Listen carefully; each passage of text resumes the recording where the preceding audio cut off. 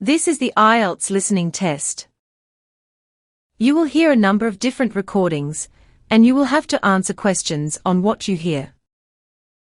There will be time for you to read the instructions and questions, and you will have a chance to check your work. All the recordings will be played once only. The test is in 4 parts. At the end of the test, you will be given 10 minutes to transfer your answers to the answer sheet. Part 1. You will hear a conversation between a career advisor and a young woman interested in becoming a flight attendant. First, you have some time to look at questions 1 to 5.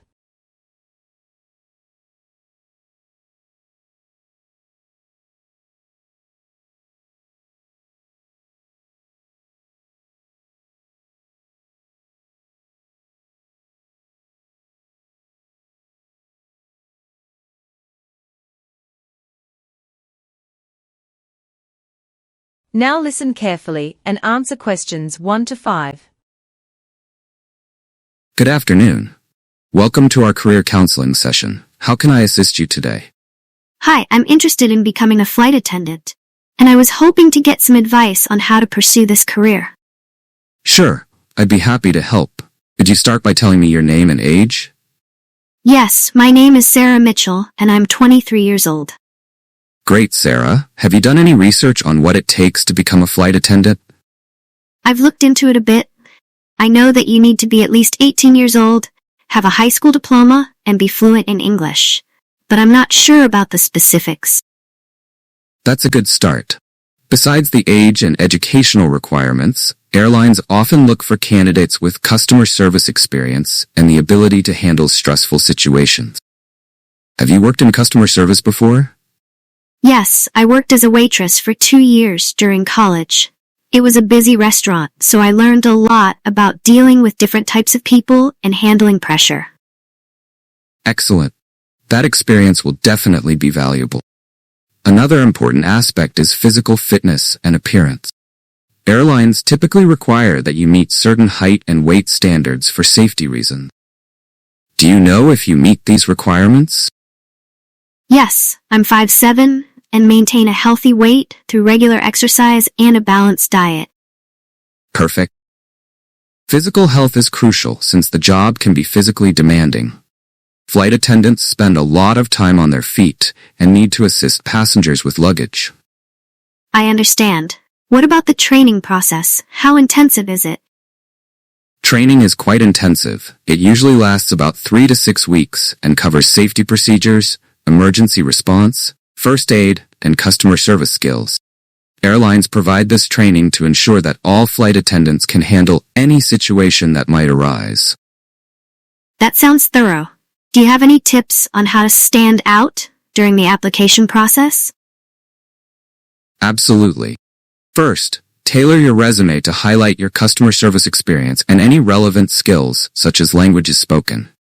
Additionally, during the interview, demonstrate your ability to stay calm under pressure and your enthusiasm for travel and helping others. Those are great tips. Is there anything else I should be aware of? Yes, be prepared for irregular work hours, including nights, weekends, and holidays. It's also important to have a flexible lifestyle, as flight attendants often travel on short notice and spend time away from home.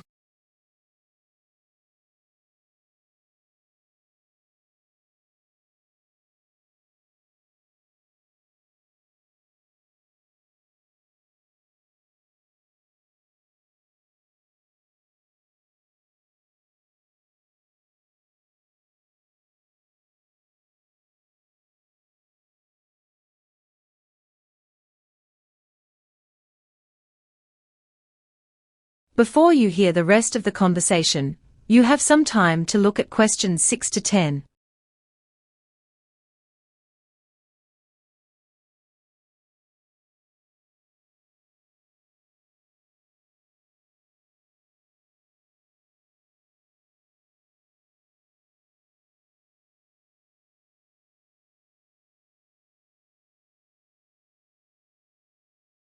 Now listen and answer questions 6 to 10. You mentioned irregular work hours. How do flight attendants manage their schedules? It can be challenging. Flight attendants often use tools like scheduling apps to keep track of their shifts. It's also important to maintain good sleep hygiene and have a supportive network of friends and family. That makes sense. How about career progression? Are there opportunities to advance? Yes, there are. With experience, flight attendants can move up to positions like lead attendant or purser, and even into management roles within the airline. Further training and education can also open doors to other roles in the aviation industry. That sounds promising. Are there any other skills that would be beneficial for this career? Strong communication and problem-solving skills are essential. Being able to speak multiple languages can also be a significant advantage, especially for international flights. I speak some Spanish. Do you think it would be useful to improve my language skills? Definitely. Enhancing your language skills can make you more competitive and open up more opportunities with airlines that operate international routes. I'll work on that. One last question. What is the most rewarding part of being a flight attendant? Many flight attendants find the travel opportunities and the chance to meet new people from different cultures very rewarding. Additionally, helping passengers and ensuring their safety and comfort can be very fulfilling. Thank you so much for all this information.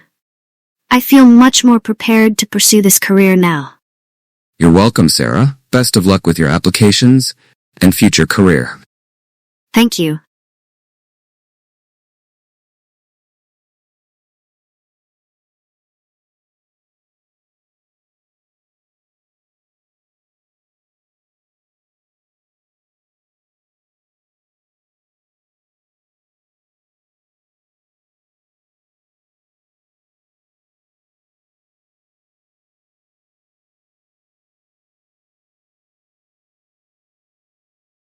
Part 2.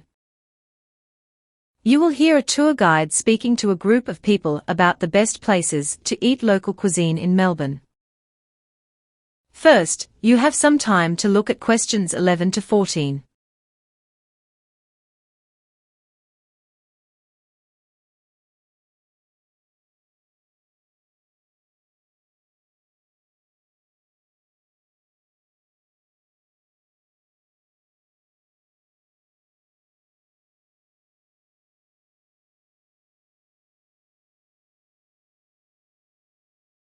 Now, listen and answer questions 11 to 14.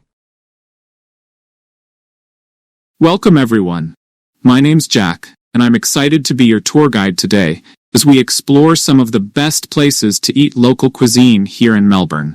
Let's start with Melbourne's renowned market. The Queen Victoria Market is a must-visit. It's located in the heart of the city and is one of the largest open-air markets in the Southern Hemisphere. The market is bustling with activity from early morning, and you can even join a food tour to sample some of the best offerings. For those who love Italian cuisine, the neighborhood of Carlton is the place to be. Known as Melbourne's Little Italy, Carlton offers everything from traditional pasta dishes to contemporary Italian fare. Make sure to stroll down Lygon Street, where you'll find a variety of Italian eateries, offering everything from wood-fired pizzas to gelato. The vibrant atmosphere and rich culinary history make Carlton a favorite among both locals and visitors. If you're a coffee lover, you're in for a treat. Melbourne is famous for its coffee culture, and the flat white is particularly popular here. Many local cafes pride themselves on their expertly crafted flat whites, which are known for their creamy texture and strong flavor. Be sure to visit some of Melbourne's iconic coffee spots to experience this local favorite. And finally, for brunch, my personal favorite spot in Melbourne is Higher Ground. This cafe is renowned for its innovative dishes and stylish interior. The menu features a variety of delicious options, from ricotta hotcakes to avocado toast, all made with fresh, local ingredients. Higher Ground also offers a great selection of pastries and coffee, making it the perfect place to start your day.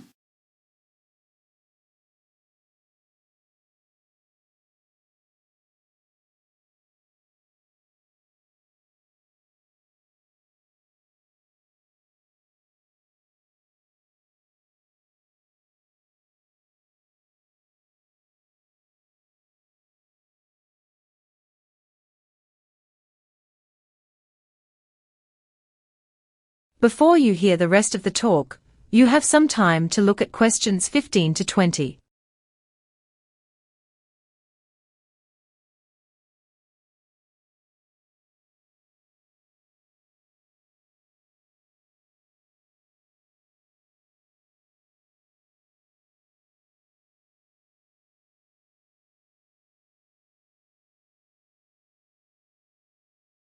Now, listen and answer questions 15 to 20. Now, let's talk about some more exciting details about these culinary hotspots. Queen Victoria Market, as I mentioned, is located in the heart of the city. It offers a diverse range of food stalls where you can find everything from fresh seafood to artisanal cheeses. The market also provides guided food tours that take you through the history of the market and allow you to taste various local specialties. The size of the market is impressive, covering several blocks and offering a unique shopping experience. One interesting fact about Queen Victoria Market is its long history. Established in the 19th century, it has been a central part of Melbourne's food scene for over a century. The market's heritage buildings and bustling atmosphere make it a must-visit destination for both tourists and locals. Moving on to Carlton, this area is renowned for its Italian cuisine. You'll find dishes like wood-fired pizzas and contemporary Italian fare at almost every corner. These are popular choices that you simply must try while you're here. The restaurants along Lagan Street are particularly famous, and you'll enjoy hopping from one to another, sampling the different offerings. Each place has its own unique take on these dishes, so you'll get a variety of flavors and styles.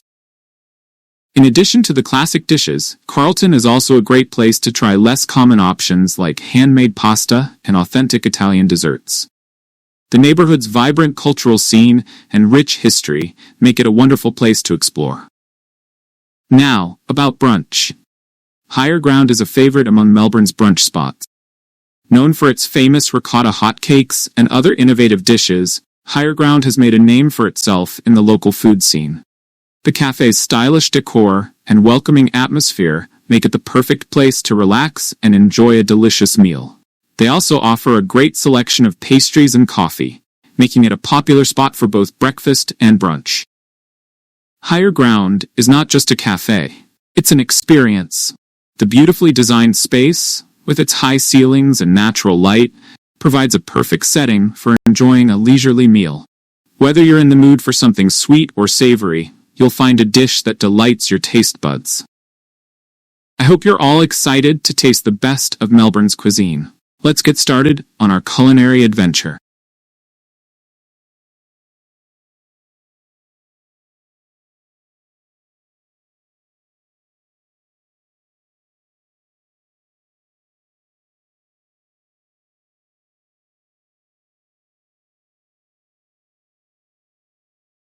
Part 3.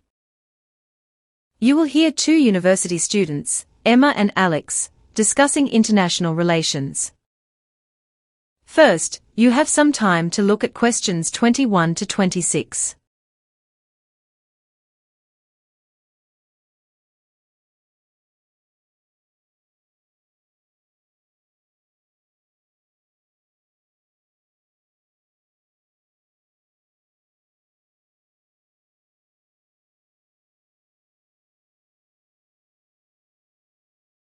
Now listen carefully and answer questions 21 to 26. So Alex, we need to prepare our presentation on international relations for next week's seminar. How do you want to start? Let's begin with the basics. International relations, or IR, is the study of interactions between nations, as well as the roles of sovereign states, intergovernmental organizations, non-governmental organizations, and multinational corporations. Right, it's such a broad field. I think we should also touch on the major theories like realism, liberalism, and constructivism. Have you reviewed the main points of realism?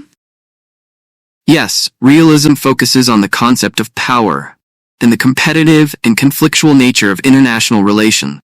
It suggests that states act primarily in their own self-interest. Exactly.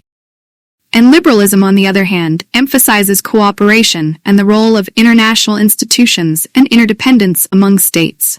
It's more optimistic about the potential for peace and cooperation. I find constructivism really interesting too. It argues that international relations are socially constructed, and that the identities and interests of states are not given, but are shaped by social interactions and historical context. Definitely. Constructivism adds a different perspective by focusing on the influence of ideas, beliefs, and norms in shaping international politics. Did you come across any examples that illustrate these theories? Yes, I found the Cold War era quite illustrative. The balance of power during the Cold War is a classic example of realism. The United Nations and European Union are great examples of liberalism in action. And constructivism can be seen in how the identities and perceptions of the US and Soviet Union influence their interactions. Those are good examples. The Cold War also shows how different theories can explain the same events in different ways. Speaking of which, have you read about the role of international organizations in conflict resolution? Yes, international organizations like the UN play a crucial role in mediating conflicts, providing platforms for negotiation, and deploying peacekeeping forces. They're essential for maintaining global peace and security. And we shouldn't forget the economic aspects. Institutions like the World Bank and IMF have significant impacts on global economic stability and development. Absolutely. Their policies and aid programs can help stabilize economies, but they can also be controversial due to the conditions they impose on recipient countries. That's a good point. There's also the role of non-state actors, like multinational corporations and NGOs. They can influence international policies and provide humanitarian aid. Yes, their influence is growing, especially with globalization. They can operate across borders and often have resources and expertise that states can leverage. So how should we structure our presentation? Maybe start with an overview, then move into the main theories, followed by examples and the roles of various actors. That sounds good. We can conclude with a discussion on current challenges in international relations, like climate change and cybersecurity. Great plan. Let's get to work on it.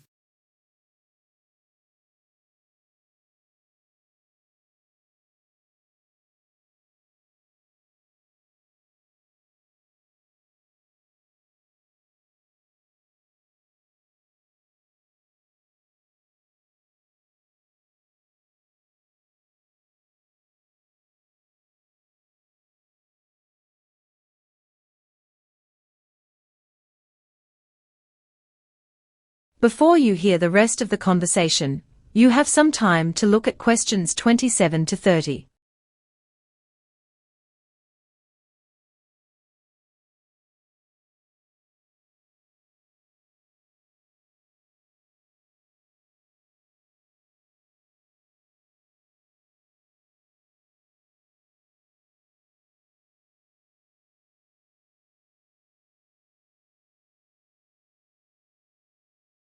Now listen and answer questions 27 to 30. Now let's move on to the more specific aspects of international relations. We need to give feedback on last term's modules too, just brief comment. Shall we start? Sure. Let's begin with the International Political Economy module. I thought it was really comprehensive, though some of the economic theories were challenging. Yes, the theoretical part was dense, but the case studies helped. What about the Global Security module?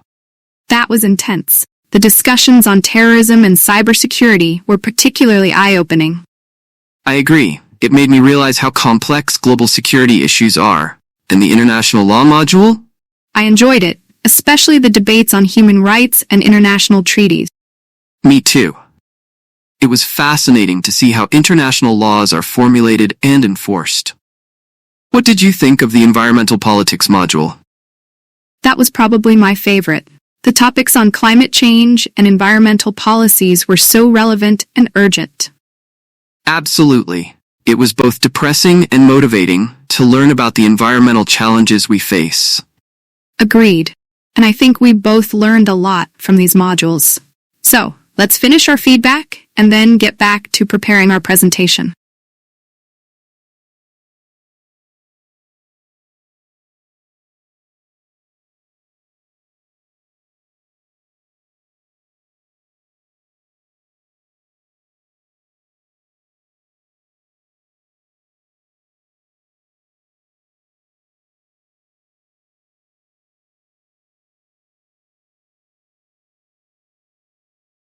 Part 4.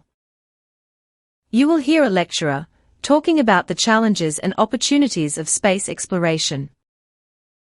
First, you have some time to look at questions 31 to 35.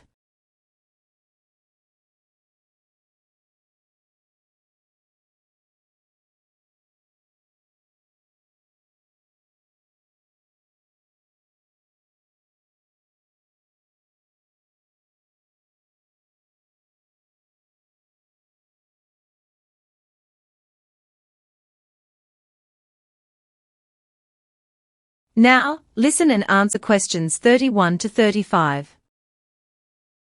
Welcome everyone. Today, we will discuss the challenges and opportunities of space exploration. Space missions, while exciting and full of potential, are fraught with numerous challenges. One of the main issues faced by these missions is limited funding.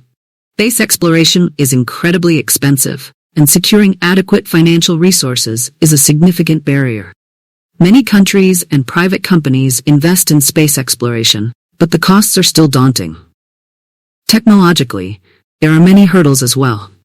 One significant challenge is rocket propulsion. Developing rockets that are both powerful and efficient enough to carry humans and equipment to distant destinations is an ongoing technological endeavor.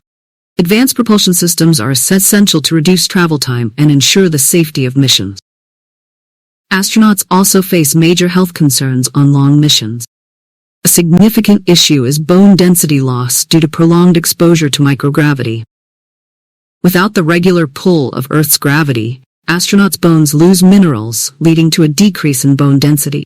This condition can have long-term health effects even after returning to Earth.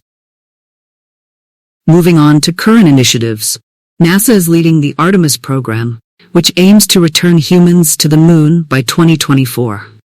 This program is a crucial step towards establishing a sustainable presence on the Moon and eventually sending astronauts to Mars. The involvement of international partners and private companies makes it a collaborative effort. Lastly, the Mars 2020 mission has its primary goal set on searching for signs of past life on the red planet. The rover, Perseverance, is equipped with advanced scientific instruments to analyze the Martian soil and rocks, looking for any evidence that life might have existed on Mars. This mission also aims to collect samples for future return to Earth.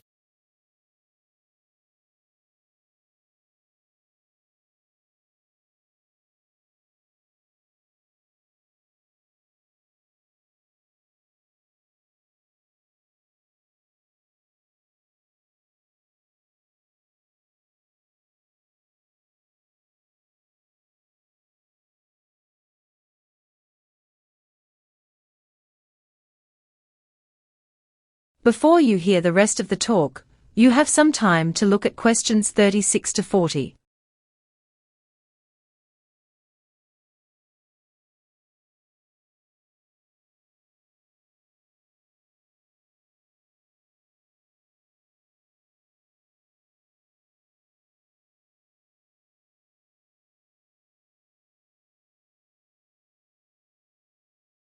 Now, listen and answer questions 36 to 40. Continuing our discussion, let's talk about some of the exciting opportunities and potential benefits of space exploration. One area gaining attention is space tourism. A significant benefit of space tourism is boosting public interest in science and space. When people have the opportunity to experience space firsthand, it can inspire a new generation of scientists, engineers, and explorers. Private companies are playing a crucial role in advancing space technology. SpaceX, for instance, is well known for its reusable rocket technology. By reusing rockets, SpaceX significantly reduces the cost of space travel, making it more accessible and sustainable. This innovation is a game changer in the field of space exploration. However, space exploration also raises environmental concerns. One major issue is space debris. The accumulation of defunct satellites, spent rocket stages, and other fragments pose a threat to operational spacecraft and future missions. Managing space debris is crucial to ensure the safety of space activity. Looking further into the future, one long-term goal of space exploration is mining asteroids. Asteroids contain valuable minerals and resources that could support both space and Earth-based industry. Extracting these resources could revolutionize how we approach both space missions and resource management on Earth. For long-duration space missions, particularly those beyond Mars, advanced life support systems are essential. These systems need to provide astronauts with air, water, and food, while recycling waste efficiently. Developing reliable life support systems is critical to ensuring the health and safety of astronauts on extended missions. Thank you all for joining today's lecture. I hope you now have a better understanding of the challenges and opportunities in space exploration. The future holds incredible possibilities, and with continued innovation and collaboration, we can achieve great things in space.